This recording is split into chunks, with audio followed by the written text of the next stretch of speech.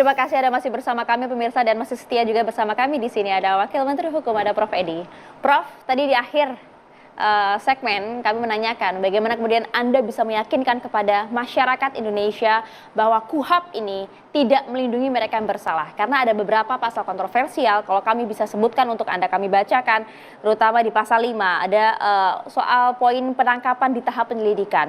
Yang tadinya begitu ya di KUHP lama tak diperbolehkan adanya penahanan di sana. Tapi di aturan ini justru ada peluang karena tahap penyelidikan seharusnya hanya untuk mencari ada tindak pidana atau tidak, tapi penangkapan di sana diperbolehkan, termasuk juga pasal 7 dan juga pasal 8 soal semua penyidik di bawah Polri ini kemudian bisa punya pengendalian seluruh penyelidikan itu kendalinya cukup penuh, termasuk dari lembaga lain. Kekuasaan terlalu terpusat pada satu institusi yang justru belum tentu juga kalau kita lihat siap bahkan juga bisa objektif di mata publik, dianggapnya seperti itu, Prof. Begini, KUHP yang baru sama sekali tidak dimaksudkan untuk memperluas atau memperbesar kewenangan polisi atau jaksa. Sama sekali tidak. Tapi KUHP yang baru ini mencoba mendudukkan aparat penegak hukum itu secara proporsional dan profesional. Oleh karena itu di dalam pasal 2 Kitab Undang-Undang Hukum Acara Pidana dikatakan bahwa hukum acara ini dilaksanakan dengan sistem peradilan pidana terpadu atas dasar prinsip atau asas diferensiasi fungsional yang menitik beratkan penyidikan pada polisi, penuntutan pada jaksa, hakim untuk mengadili, dan advokat untuk membela dan memberi bantuan hukum dalam rangka mendudukan perkara pidana secara profesional dan proporsional serta pembimbing kemasyarakatan yang bertugas untuk membina terpidana dan narapidana. Mengapa pasal ini harus ada? Pembentuk undang-undang hendak memberitahu bahwa dalam integrated criminalization system mereka ini mempunyai kedudukan yang seimbang. Tidak ada satu yang subordinat terhadap yang lain. Yang terjadi adalah koordinasi horizontal, bukan koordinasi vertikal. Polri sebagai penyidik utama bukan berarti penyidik tunggal, karena ada penyidik pegawai negeri sipil dan penyidik tertentu. Istilah Polri sebagai penyidik utama itu bukan bahasanya pemerintah atau DPR, itu bahasanya putusan Mahkamah Konstitusi tahun 2023. Ketika Undang-Undang P2SK diuji di Mahkamah Konstitusi, disitulah dalam pertimbangan Mahkamah Konstitusi yang bersifat ratio residendi, berarti pertimbangan itu bersifat mengikat, dia katakan di situ Polri adalah penyidik utama. Konsekuensi dari penyidik utama, dia melaksanakan fungsi koordinasi dan pengawasan terhadap penyidik pegawai negeri sipil dan penyidik tertentu. Anda mau bilang ini hanya mengakomodir MK begitu? Tetapi yang harus dipahami bahwa koordinator dan pengawasan penyidikan terhadap pegawai negeri sipil dan penyidik tertentu itu tidak pada penyidik kejaksaan, penyidik KPK dan penyidik TNI, itu semua dikecualikan. Karena penyidik kejaksaan, penyidik KPK dan penyidik TNI itu bukan penyidik tertentu. Kejaksaan tidak pernah menyebutkan dalam undang-undangnya bahwa jaksa itu adalah penyidik tertentu, tidak. Penyidik kejaksaan, demikian juga KPK dan TNI. Jadi itu sudah dikecualikan.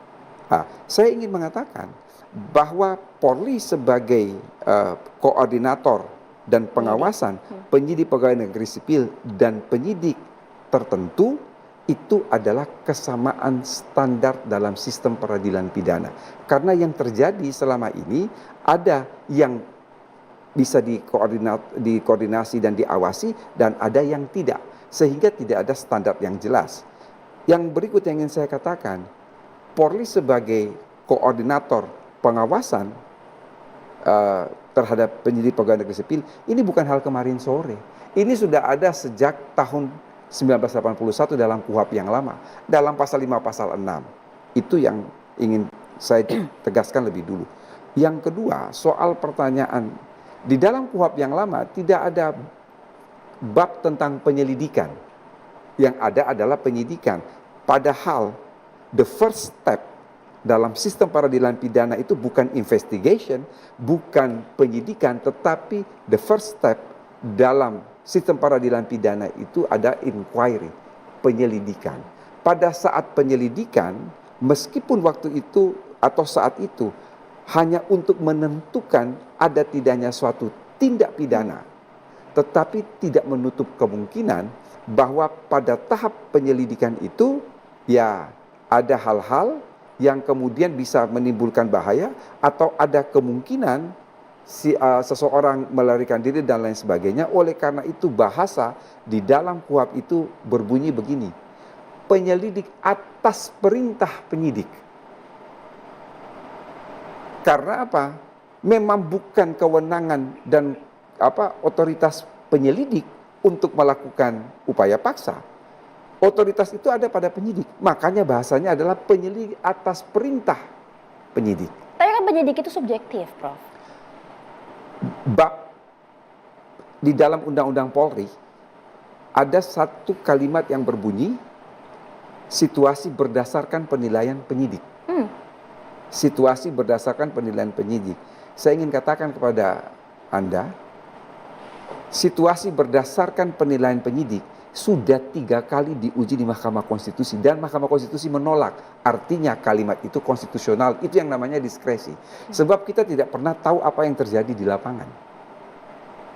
Kalau ada terjadi di lapangan, menimbulkan situasi, ada menimbulkan keadaan bahaya. Kalau tidak ada yang saya katakan tadi, situasi berdasarkan penilaian penyidik, nanti begitu terjadi kerusuhan, polisi disalahkan, dibilang lambat. Jadi kita mencoba untuk meletakkan segala sesuatu itu secara proporsional.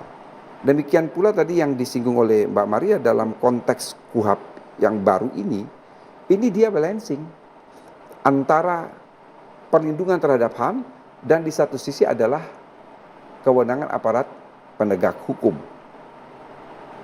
Mengapa semua harus ditulis dengan detail?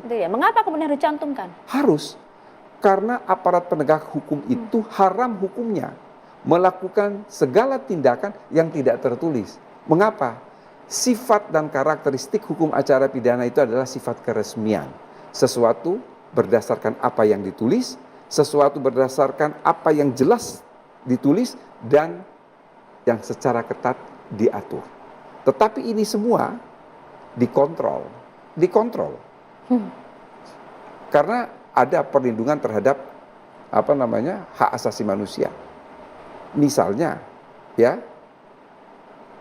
setiap orang dalam setiap tahap pemeriksaan, baik lidik, sidik, penuntutan, persidangan, dia didampingi oleh advokat.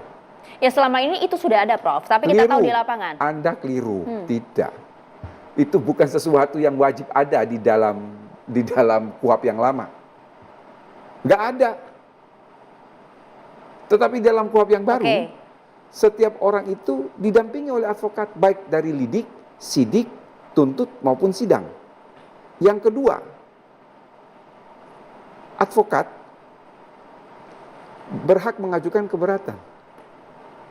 Yang ketiga, keberatan itu dilampirkan dalam berita acara pemeriksaan. Jadi itu kontrol yang pertama terhadap aparat penegak hukum. Oke? Yang kedua, ada hubungan koordinasi antara penyidik dan penuntut umum. Tadi yang saya katakan, koordinasi horizontal. Koordinasi horizontal ini untuk memastikan satu, tidak akan ada ego sektoral. Dua, tidak akan ada saling sandera. Dan yang ketiga ada kepastian hukum. Yang berikut, kontrol terhadap polisi.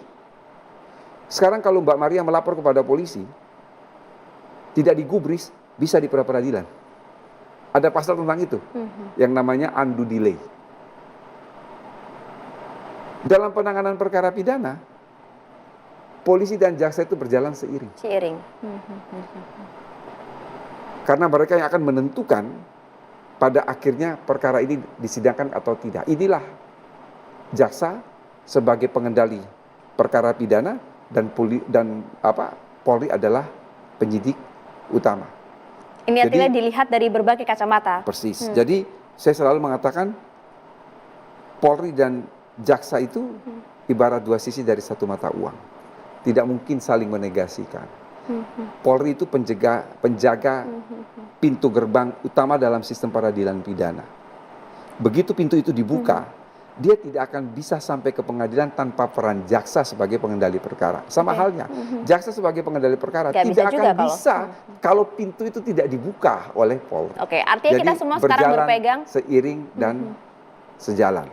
Yang berikut, teknologi akan mengawasi kerja penyidik. Wajib ada CCTV, kamera pengawas. Isi CCTV itu tidak hanya tanggal, bulan, tahun, kan lihat tuh orang diapain tuh, tapi juga dilengkapi dengan audio itu untuk melihat apakah apakah ada intimidasi ataukah tidak. Jadi pengawasannya berlapis. Itu dia Pak Wamen, kita percaya betul bahwa pemerintah memberikan kontrol, pengawasan terhadap jangan sampai ada celah hukum di sana, tapi lagi-lagi kita berharap nanti di lapangan kontrol itu bisa berjalan secara maksimal. Karena masih banyak juga pasal-pasal yang harus kita bahas nih, Prof. Pasti akan secara maksimal. Terkadang kan orang tanya begini, ini gimana nanti bisa sewenang-wenang, ya? Itu yang bertanya siapa dulu. Karena saya mau katakan begini ya, kalau Mbak Maria jadi advokatnya pelapor, pasti minta supaya polisi melakukan upaya paksa nih terhadap orang yang dia laporkan. Tapi kalau Mbak Maria jadi advokatnya terlapor nih, pasti minta untuk tidak dilakukan upaya paksa terhadap kliennya. Jadi sebetulnya ini hanya posisi saya. Tapi semua itu sudah diakomodasi dari kacamata, berbagai kacamata itu tadi. Oke, termasuk juga pasal yang menjadi kontroversi yaitu soal kohabitasi. Baik itu pasal ancaman